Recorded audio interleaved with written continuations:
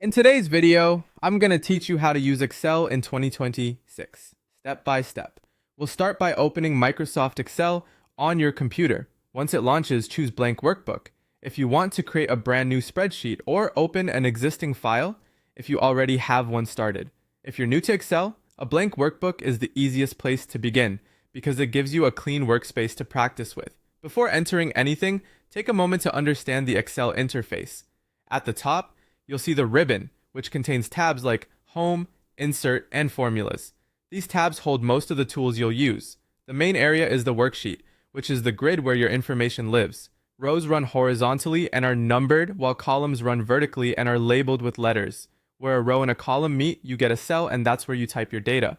To enter data, click any cell and start typing. You can enter text, numbers, or dates depending on what you're working with. When you're done, press enter to move down to the next row, or press tab to move across to the next column. This makes data entry much faster once you get into a rhythm. If you need to change something, double-click the cell to edit it directly. You can also select the cell and use the formula bar at the top to make changes. This is especially helpful when the cell contains a longer entry and you want to see the full content more clearly. Next, you can format your spreadsheet using the Home tab.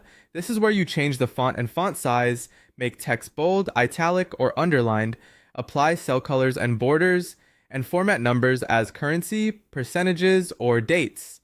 Good formatting makes your spreadsheet easier to read and helps important information stand out. Excel is also powerful for calculations. To create one, type a formula that starts with an equals B9. For example, you can type equals A1 plus B1, equals sum of A1 through A10, or equals average of B1 through B10. Then press enter to display the result. The key thing to remember is that formulas always begin with the equal sign. You can also sort and filter data.